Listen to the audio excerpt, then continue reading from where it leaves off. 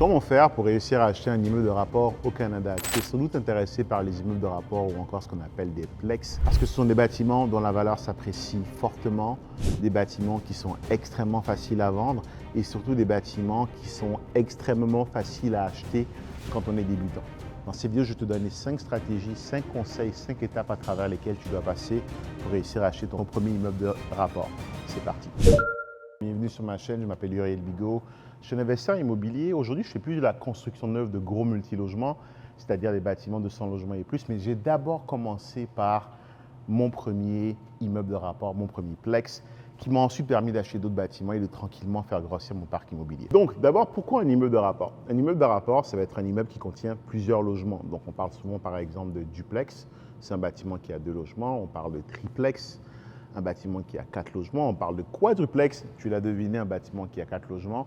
Et quand tu vas dans du plus grand en général, c'est toujours des immeubles de rapport, mais dans ce cas-là, surtout au Canada, on parlera principalement d'immeubles multilogements.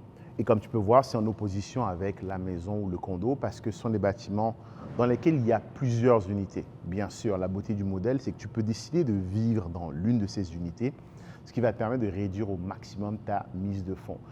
Et justement, tu dois commencer par ta stratégie qui consiste un peu à définir l'approche que tu vas prendre pour acheter ce bien. Est-ce que tu veux acheter un bien pour y habiter, acheter un duplex, habiter en bas et louer le haut, ou acheter un triplex qui va être purement locatif et dans ce cas, il te faudra 10% de mise de fonds, ou encore acheter un petit plex dans une ville qui est totalement distincte, dans lequel tu n'habiteras pas, mais dans lequel tu devras mettre 20% de mise de fonds. Donc, une fois que tu as défini un peu ta stratégie, la deuxième étape, la deuxième chose que tu dois absolument faire, c'est d'aller chercher la mise de fonds dont tu as besoin.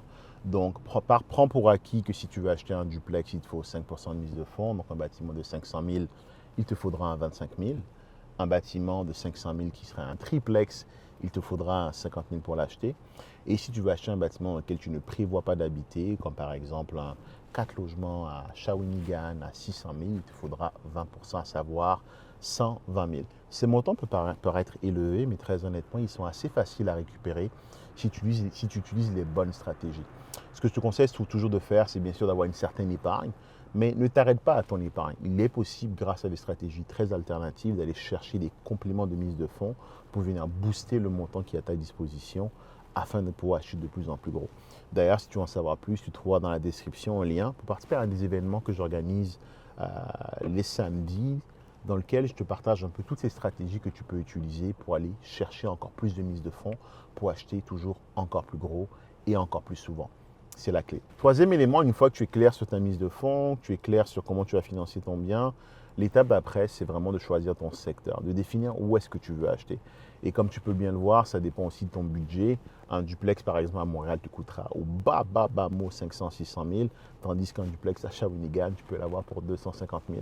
Donc, une fois que tu as les idées claires sur ton budget, sur ton financement et sur ta mise de fonds, tu peux ensuite, derrière, aller définir le secteur dans lequel tu vas travailler. Essaie de regarder sur Internet. Fais attention quand même au point que ce que tu vois sur Internet, c'est les prix auxquels les biens sont affichés, pas les prix auxquels ils sont vendus, mais ça donne quand même un bon indicateur des secteurs dans lesquels tu peux regarder. Donc, tu dois définir ton secteur. Une fois que le secteur est défini, ton financement étant en poche, la prochaine étape, c'est vraiment de te mettre à rechercher. Et là, à nouveau, si c'est ta première acquisition, si tu n'as jamais acheté, je te conseille fortement de te faire accompagner par un courtier qui pourra te guider en t'indiquant les secteurs dans lesquels tu dois acheter, les secteurs à éviter, faire les vérifications diligentes qui sont requises, s'assurer que le bien est conforme, te guider et te coacher à travers les différentes étapes. Je trouve ça hallucinant, ceux qui essaient de se lancer dans des investissements aussi élevés sans être accompagnés ou sans avoir un minimum de formation. Entre toi et moi, on parle sans doute de l'investissement le plus élevé que tu vas faire de ta vie. Je pense que ça mérite quand même de prendre le temps d'aller chercher les bons conseils. Je pense que ça mérite de prendre le temps d'aller chercher le bon accompagnement.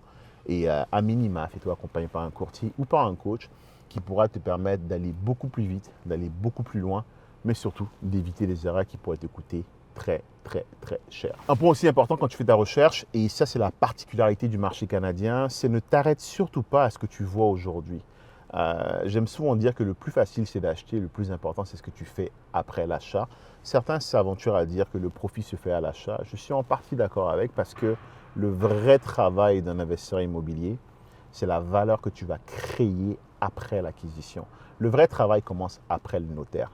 Le vrai travail, ça va consister à augmenter les revenus, baisser les dépenses, créer des logements additionnels, redévelopper le terrain. C'est créer de la valeur. Et c'est ce qu'on fait à la fabrique. Mon logo, c'est créateur de patrimoine parce qu'on crée de la valeur. Et c'est la meilleure façon que tu vas pouvoir t'enrichir, c'est d'être en mesure de constamment créer de la valeur après avoir acquis le bien. L'argent se fait lors de la détention.